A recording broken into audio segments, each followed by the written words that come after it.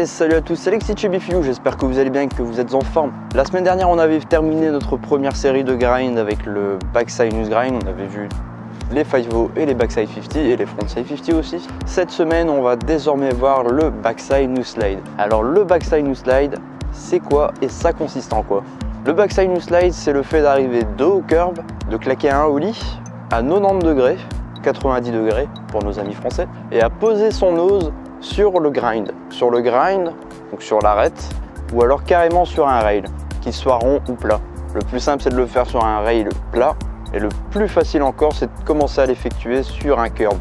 Ici, je suis toujours au skatepark d'Albec, il y a une énorme flaque devant le rail, donc je ne vais pas pouvoir vous montrer comment l'effectuer sur un rail, on va simplement voir comment le faire sur un curb. Donc pour faire court, c'est simplement glisser sur le nose en étant dos à ce curb, glisser jusqu'au bout et ressortir normalement. Pour mieux vous expliquer, on va d'abord commencer par le placement des pieds. Alors pour effectuer un backside noose slide, ce que je vous invite à faire, c'est de mettre vos pieds un petit peu de cette manière-là. Donc comme on avait vu pour le ollie noose manual et également pour les noose grind. Votre pied arrière, je vous invite à le mettre dans le creux du tail, vraiment bien sur la board pour avoir plus d'appui et plus d'impulsion lorsque vous allez effectuer votre ollie. Votre pied avant, je vous invite à le mettre sur les deux premières vis ou à le sortir un petit peu, mais toujours le laisser sur les deux premières vis afin d'être comme pour les noose grind sur le nose directement. Cette fois-ci, on le verra lors des explications, il faudra mettre son poids un peu plus sur le nose afin d'être vraiment bien à l'aise pour slider dessus. Sinon, vous pouvez également mettre vos pieds de cette manière-là, vous pouvez mettre votre pied droit, ou le mieux encore, c'est de reprendre exactement le même placement que pour le frontside 180. C'est-à-dire vraiment bien sortir votre pied avant et pour le pied arrière, bien le mettre dans le creux afin de tourner plus facilement. Mais laissez toujours bien votre pied avant sur les deux premières vis vers votre nose, ce qui vous sera très utile pour replaquer la figure. À part ça, il n'y a pas d'autre manière de placer ses pieds. Vous pouvez aussi, si vous le souhaitez, comme pour les noose manual, mais comme je vous avais dit, je vous invite pas vraiment à le faire car vous n'allez pas être sur le nose, c'est de mettre votre pied avant les vis. Là, ça va être beaucoup plus compliqué, sauf si vous êtes un skateur qui a besoin de gratter fort pour être sur le nose. Sinon, le plus simple, c'est de les mettre sur les vis. Bref, on va maintenant passer aux explications. Alors ici, pour le backside noose slide, vous pouvez soit arriver de biais ou alors arriver droit. Ici, je vous inviterai plutôt à arriver droit, car lorsque vous allez effectuer la rotation, ce sera déjà plus facile, étant donné que vous n'avez que 90 degrés à faire. Si par contre, vous avez besoin d'arriver de biais pour faire un backside board slide, on va plutôt se baser là-dessus. Car c'est un petit peu le même principe, sauf que là, on va vraiment tout mettre le poids sur le nose et donc être plus loin du curb. C'est vraiment la grosse différence. Pour vous donner une idée, pour le backside board slide, vous pouvez arriver à ça du curb, car vous avez juste à popper et tourner.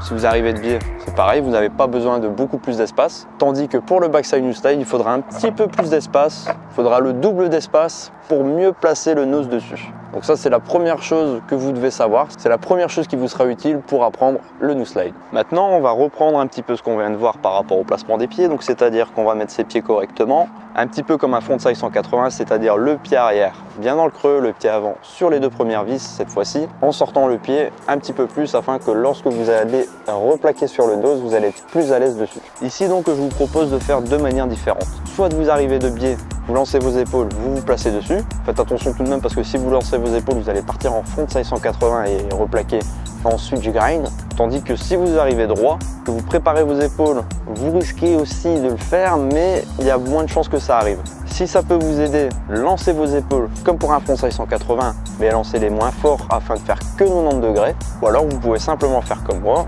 vous placez bien vos pieds, vous restez parallèle à la planche, vous allez, comme pour le noose grind, mettre un petit peu plus votre épaule gauche si vous êtes régulier ou droite si vous êtes goofy, vers votre nose. Vraiment un petit peu plus parallèle afin de pouvoir mettre tout votre poids sur le nose. Comme ça, alors vous avez juste à faire votre ollie, lancer votre épaule et placer le nose dessus, le glisser un petit peu et le sortir. Maintenant, pour mieux vous expliquer, je vais d'abord vous montrer avec mes mains. Donc on arrive légèrement de biais ou beaucoup de biais, ça c'est vraiment vous qui voyez comment vous préférez le faire. Bon, comme je vous dis, je vous invite vraiment à le faire droit, ce sera peut-être beaucoup plus simple pour l'apprendre. Vous arrivez, vous placez bien vos pieds, vous claquez votre ollie. J'oublie parfois de le dire, mais fléchissez bien les jambes. Vous claquez votre ollie, vous lancez votre épaule, vous tournez légèrement, un petit peu comme le 180 mais à 90 degrés, 90. Et en grattant, vous allez mettre votre poids sur le nose afin de vraiment bien vous caler dessus. Vous allez le glisser autant que vous pouvez. Si vous pouvez faire une très longue distance, faites-le, mais au début, vous verrez que vous ferez des très petites distances. Et une fois que vous êtes à la fin, Il y a deux manières de ressortir, soit en claquant un nose ou soit avec le pied arrière. C'est-à-dire que vous allez lancer votre pied avant, donc simplement lancer le pied avant, et avec votre pied arrière, vous allez être pratiquement sur le tail, vous allez vous remettre sur les deux roues et ressortir comme ça. À vive allure ou à vitesse modérée, vous verrez que c'est très facile de ressortir la figure.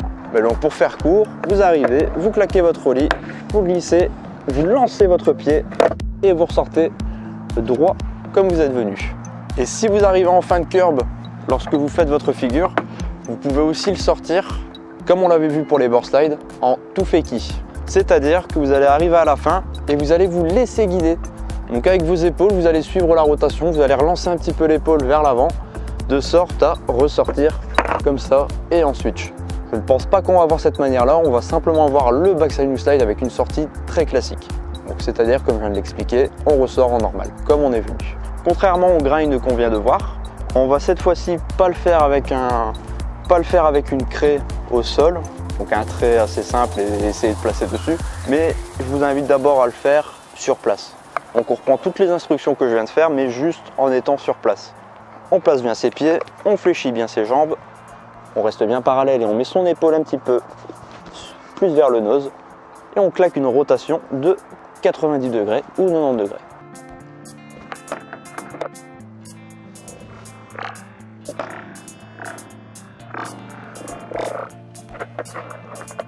Si vous arrivez à rester dessus plus longtemps que moi, c'est que c'est meilleur signe que ce que je viens de faire. Car au plus longtemps vous resterez dessus, ça montrera vraiment que vous avez mis tout votre poids sur le nose. C'est pour ça que je vais refaire un exemple. Voilà, ici vous voyez vraiment la différence sur les deux exemples que je viens de faire. Sur le premier exemple, j'avais pas mis le poids de mon épaule sur mon nose, donc j'étais déjà pas préparé à me placer dessus. Que sur le deuxième exemple, j'ai rectifié mon erreur et j'ai pu me caler bien plus facilement et rester plus longtemps sur le nose. Voilà, ça c'est vraiment les petites astuces que vous avez besoin de savoir pour effectuer un backside new slide. Encore une fois, ce n'est que de l'entraînement, donc si vous n'y arrivez pas tout de suite, je vous invite à vraiment vous entraîner un maximum dessus. Si vous avez peur de glisser en arrière, que vous ne vous sentez vraiment pas à l'aise pour vous lancer dessus, je vous invite à vraiment vous entraîner sur le backside slide.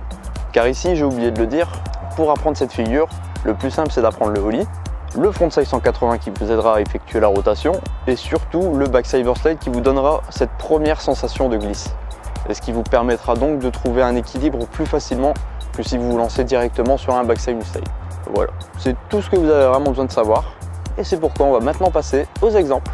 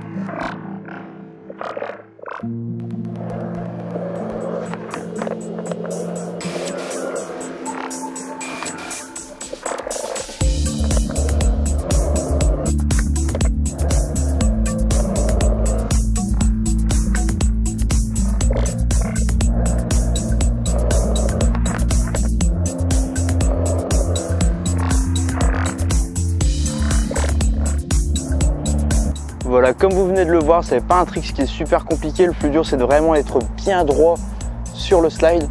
Si vous êtes un peu penché comme je l'ai pu le faire, surtout vers la fin, c'est normal au début. Ici, je prends pas vraiment trop le temps de bien le perfectionner pour vous le montrer en vidéo, étant donné que j'ai plus énormément de batterie. Mais en tout cas, pensez vraiment à bien mettre tout votre poids sur le nose afin d'être beaucoup plus à l'aise dessus et de pouvoir slider le plus longtemps possible. Entraînez-vous bien à votre aise, entraînez-vous vraiment à l'effectuer un maximum de fois et essayez de tenir le plus longtemps possible pour faire des distances de plus en plus longues afin d'être beaucoup plus à l'aise dessus et par la suite de pouvoir sortir cette figure en combinant d'autres tricks comme par exemple le 3-6 chevite. Et comme vous avez pu remarquer, c'est pas un trick que je fais très souvent non plus. Pour autant je le réussis, mais il n'est pas à la perfection non plus, donc il manque encore un petit peu d'entraînement à mon goût. C'est pourquoi je vais continuer de m'entraîner dessus afin de pouvoir vous proposer les sorties lorsqu'on arrivera à cette partie de trick tips. Voilà, c'est à peu près tout pour cette vidéo. Comme d'habitude, je vous invite à aller checker le lien qui est dans la description qui vous permettra de regarder tous les détails, image par image, avec un petit gif, avec toutes les informations. N'hésitez pas à vous inscrire sur le site et à mettre un petit commentaire. En tout cas, je vous remercie si vous avez regardé la vidéo jusqu'à la fin. N'hésitez pas non plus à lâcher un petit pouce bleu qui se trouve juste en dessous de moi, à appuyer sur le bouton s'abonner si ce n'est pas déjà fait, à activer la petite cloche pour être notifié tous les lundis comme d'habitude à 17 h, mais aussi d'être notifié d'autres vidéos qui pourraient sortir en hors série. Et bien sûr, si le contenu vous a plu, je vous invite également à le partager sur tous vos réseaux. Donc, comme je dis d'habitude, Facebook, Twitter, Instagram, vraiment tout ce que vous voulez. Et je vous dis à très bientôt pour un prochain Trick Tips. Salut, à plus!